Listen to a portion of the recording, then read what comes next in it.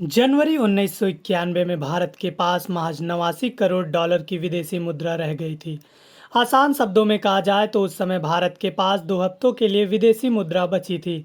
इसकी बड़ी वजह थी 1990 के गल्फ वार के चलते तेल की कीमतों में 3 गुना बढ़ोतरी हुई थी। इसकी दूसरी वजह थी कुवैत पर इराक के हमले की वजह से भारत को अपने हज़ारों मजदूरों को वापस भारत लाना पड़ा था। नतीजा ये हुआ था कि उनके जरिए भेजी जाने वाली विदेशी मुद्रा पूरी तरह से रुक गई थी। ऊपर से उस वक्त भारत के भीतर भी जो राजनीतिक अस्थिरता थी, उसके चलते भी भारत की इकॉनमी पर बुरा असर पड़ा था। उस दौर में नए नए प्रधानमंत्री बने नरसिम्हा राव ने अपने वित्त मंत्री के तौर पर मनमोहन सिंह को चुना था। शपथ लेने से पहले नरसिम्हा राव ने मनमोहन सिंह से कहा था कि मैं आपको काम करने की पूरी आज़ादी दूंगा।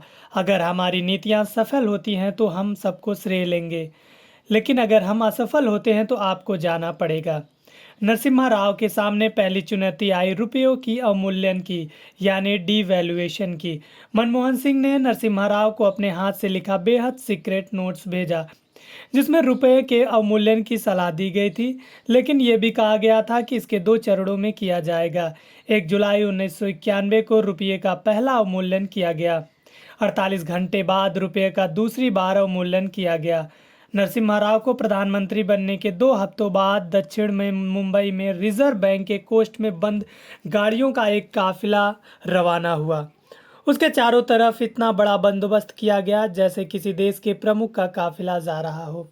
लेकिन विनय सीतापति ने प्रधानमंत्री नरसिम्हा राव की जीवनी half lion PV Narasimha Rao transformed India में लिखा, इन गाड़ियों में कई टन सोना लदा हुआ था। ये काफिला 35 किलोमीटर दूर एयरपोर्ट पर जा रुका, जहां इसे ले जाने के लिए हैवी लिफ्ट कार्गो एयरलाइंस का विमान खड़ा हुआ था। इस सोने को लंदन पहुंचाकर बैंक ऑफ इंग्लैंड के कोष्ठ में रख दिया गया। इसके बदले में नरसिम्हा राव को जो डॉलर मिले, उसकी वजह से भारत को उसके द्वारा लिए गए कर्जे के भुगतान में देरी की अनुमति मिल गई।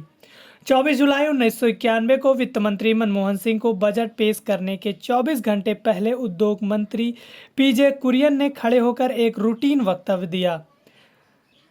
सर, मैं सदन के पटल पर औद्योगिक नीति पर एक वक्तव्य रख रहा हूं। इसमें सबसे महत्वपूर्ण वाक्य था, अब से सभी उद्योगों में लाइसेंसिंग का नियम समाप्त किया जाता है।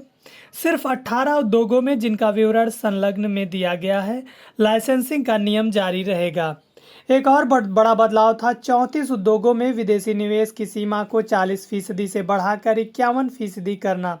बाद में मनमोहन सिंह ने अपना बजट भाषण पेश किया। जयराम रमेश लिखते हैं कि उन्होंने अपने पूरे भाषण के दौरान उस परिवार का बार बार नाम लिया जिसकी नीतियों और विचारधारा को अपने बजट के जरिए सिरे से पलट रहे थे। मनमोहन सिंह ने अपने बजट में न सिर्फ घात पर दी जा रही सब्सिडी को 40% कम किया, बल्कि चीनी और एलपीजी सिलेंडर के दाम भी बढ़ा दिए। एक दिन में ही प्रधानमंत्री नरसिम्हा राव और वित्त मंत्री मनमोहन सिंह ने मिलकर उद्योगपतियों के डर को दूर करने के लिए सभी बड़े उद्योगपतियों से मिलने का समय दिया। 1992 के मध्य आते आते भारत की विदेशी मुद्रा भंडार बढ़कर सामान्य हो गया था। वहीं कई विश्लेषकों ने बाद में कहा था कि यह नरसिम्हा राव की राजनीतिक सूझबूझ और मनमोहन सिंह की वित्तीय समझ ने भारत को एक बड़े संकट से निकालने में अहम भूमिका निभाया था।